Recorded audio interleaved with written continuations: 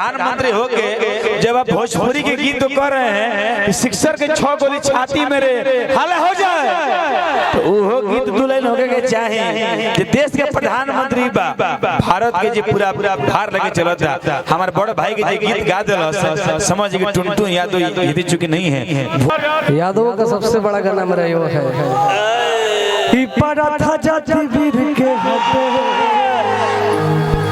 System है जब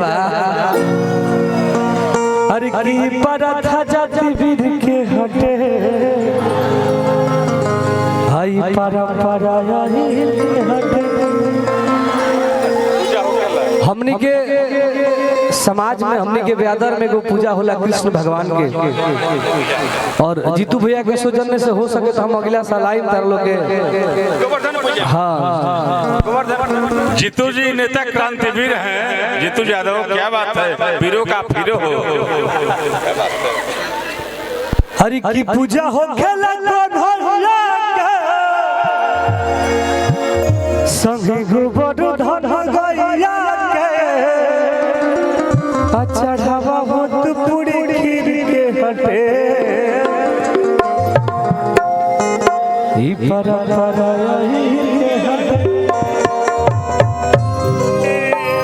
बिहार में हमारा पोजीशन कुछ भी हो लेकिन जलवा हमारा कायम रहेगा। आ भैया तनी कुछ लड़की भेजवा दो।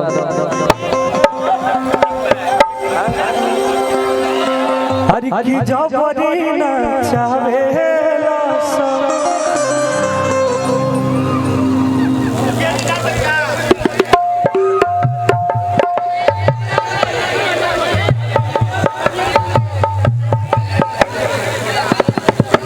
बहुत सारा गाना आप सबके प्यार आशीर्वाद से बाजल बा आया के भी बाजी।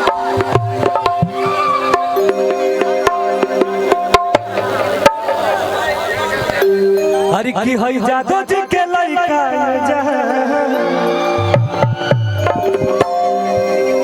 रंगदार खातिर पैदा तक हरि की जैसे दूध दही से देह में फायदा करे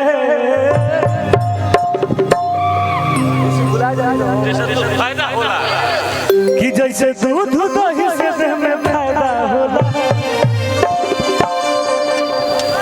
हई जादू जी के लइका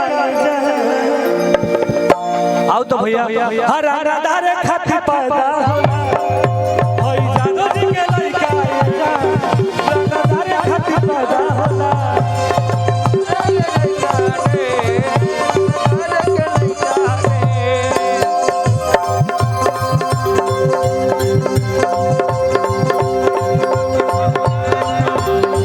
नेता हकी विधायक हो हीरो हकी खाला नायक हो। थोड़ा सा हमरा के अरविंद भैया के देखा जाता, अरविंद भैया के हेलो। और देखो पियरो के अरविंद भैया भैया आदमी हट जन तब ना कुछ लौकता का करबो भैया सभे लोग अपन बा। हरि की तू ही दूध के धोवल रहा हमके सारा दे देता अरे बानी खराब तहरा त खराब रहेदा।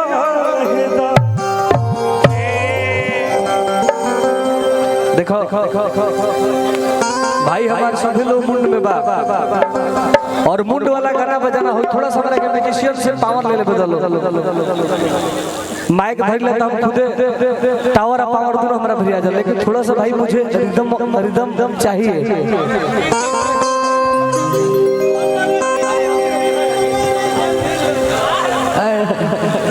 क्या करबो भाई समय हमारा ऐसा हो गइल कि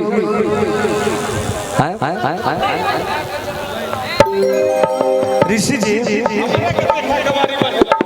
हाँ भाव बा हर की हमारा के देखिए कवारी बांधे डाले ऐसा लड़की हमरा लेखा दीवाना से कहती हर की हमारा के देखिए कवारी बांधे डाले जीतू भैया अरे तो कल है भाई प्यार जादो जी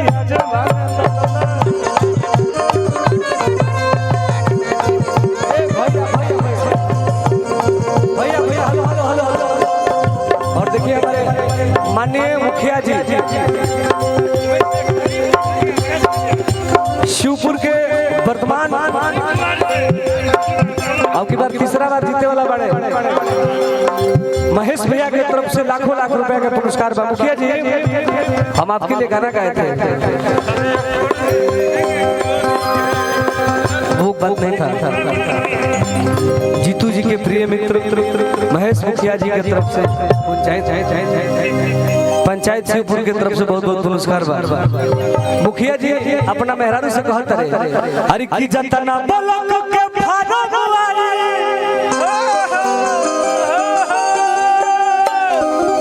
हर किते ही करी है अरे पगली हम बेरोजगार बनी तो का हो गया अगर गलती से एको बार साता आ गई तो पूरा पंचायत तोरा के लिख दे हम ए राजा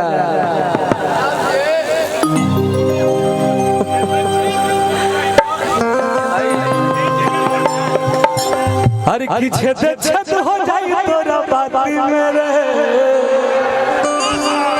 और देखिए हमारे पीरो के हीरो आदरणीय जीतू भैया की तरफ से बोरा भर के रुपया के पुरस्कार मिला तो भैया रे बचा के ए डांडी भैया हर की जतना बलक के फारम आई अते ही करी है साहिन रे। धन है शिवपुर पंचायत के किंग। और देखिए हमारे बालू माफिया अरे की रात भर गवाई बुरे टुनटुनावा आहोई पियरो के रंगदा ना ना देखो जीवन में हम जना जगह पे बानी लो भाई असही राजा बानी लो। आज के दौर में आपके भाई के पास किसी चीज की कमी नहीं है। वाह। और मैं किसी का नाम क्यों रखूं भाई सिस्टम हाँ कोई भी हो अपना जीतू भैया का नाम ले हरि की जतना बलक के फारम आई देही करी है साइन रे। हाथों में दो ना हमारे हाथों में दो ए अरविंद भैया वाह हेलो कबे सिस्टम का थोड़ा सा देखो भैया। नौजवान भाइयों ने मुझे इतना जबरदस्त तरीका से मोहब्बत दिया और जिला के जितने भी हमारे गार्जियन हेलो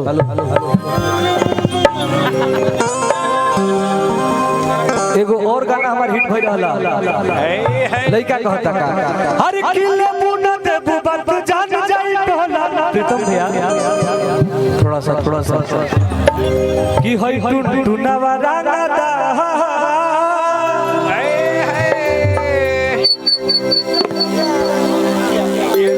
आदरणीय प्रीतम भैया मुखिया जी और रंजीत भैया मुखिया जी आज के दौर के वर्तमान मुखिया हैं। और आप सबों से बता दें कि कुछ ही दिन बाद मुखिया का चुनाव आने वाला है तो हम चाहम कि तू लोग अपन प्यार आशीर्वाद हमेशा कहो मित्र भैया एगो मुखिया जी खातिर गाना भैया थोड़ा सा बचा के गाइए। सभी लोग देखो सारे लोग के प्यार से हम बनल बानी भैया देखो बड़ी हम कोमल चीज हई भले गाना हम कैसनो गा दी लेकिन दिल और दिमाग के बहुत हम शांत स्वभाव के लेके आए। मुखिया जी कहते रहे अपना मुखिया से अरे की जतना बलक के फारम वाली हमार निकेश भैया कहाँ चल गए हो निकेश भैया नरदा भैया निकेश भैया दोनों लोग कहाँ गए। अरे की जतना बलक के फारम वाली आते ही गड़ी है साइन रे।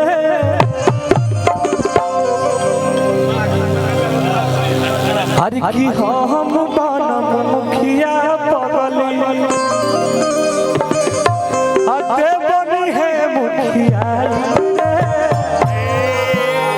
आरा 0 माइल के किंग गरीबों के मसीहा नौजवानों के दिलों के धड़कन आदरणीय रंजीत भैया एंड प्रीतम भैया के तरफ से लाखों लाख रुपया के पुरस्कार बा और हमारा परिवार से सिर्फ हमें प्यार चाहिए बाकी तो